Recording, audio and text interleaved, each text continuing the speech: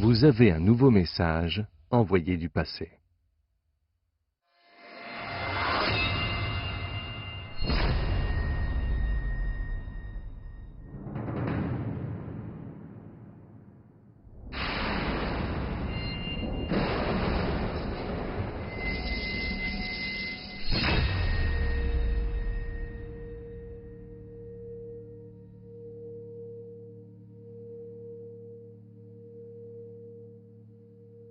C'est l'histoire de deux glaives.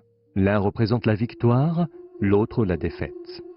Le premier appartenait au roi de Yue, Go-Tien. Le second à son ennemi juré, le roi de Wu, Fu-Chai.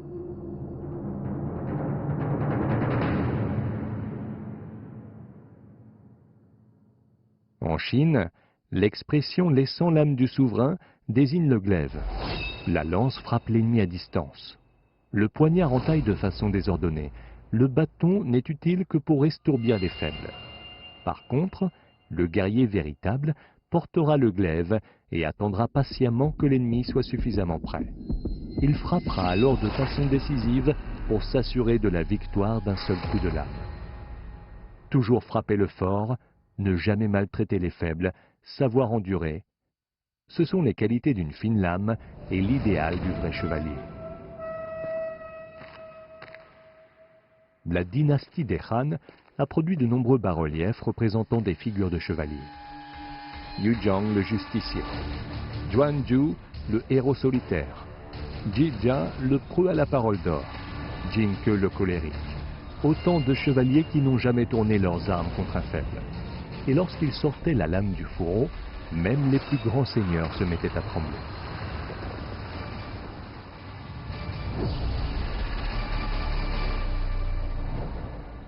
Mais retournons à présent aux deux guerriers qui nous intéressent, Go-Tien et Fu-Chai. Il faut dire que Fu-Chai n'avait rien d'un perdant.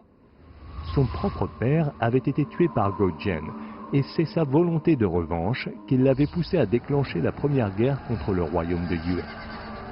À l'issue d'une victoire éclatante, il avait réussi à encercler le roi de Yue dans les monts Kuaiji. Acculé, Go-Tien n'eut d'autre choix que de travailler comme simple garçon d'écurie. Ce n'est qu'après 3 longues années de ce labeur d'esclave que Fu-Chai lui rendit sa liberté. Alors, pour ne jamais oublier ces années d'humiliation, Go-Tien décida de continuer à dormir sur une paillasse et à goûter régulièrement la bile d'une vésicule pendue au-dessus de sa couche. Enfin, un jour, se présenta une opportunité de vengeance. Alors que Fu-Chai était engagé dans une campagne militaire dans le nord, Go-Tien attaqua par surprise la capitale des Wu. Son coup de glaive s'avéra mortel. C'est au pied des remparts de la ville que Fu-Chai rendit les armes. Après avoir demandé grâce en vain, ce dernier fut donc contraint de périr de sa propre main. Le roi victorieux alla prêter les glaives les plus beaux. Ici, le forgeron utilisa les meilleurs matériaux et polit soigneusement chaque recoin de la surface.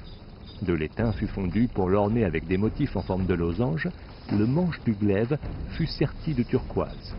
Quant à la base du manche, elle comporte 11 cercles concentriques qui frisent la perfection et qui seraient difficilement réalisables aujourd'hui, même avec nos machines-outils numériques. Par la suite, Go-Tien annexa le royaume de Wu, devenant ainsi l'un des 5 grands hégémons de la période des printemps et automnes. Lorsque ses ambitions de conquête furent enfin réalisées, il comprit qu'il était primordial de savoir endurer les épreuves. Alors que ses troupes acclamaient son nom et que son ennemi juré n'était plus que poussière, Go-Tien pensa probablement qu'il lui fallait un glaive digne de ce nouveau statut pour intimider tous ceux qui avaient des velléités de complot.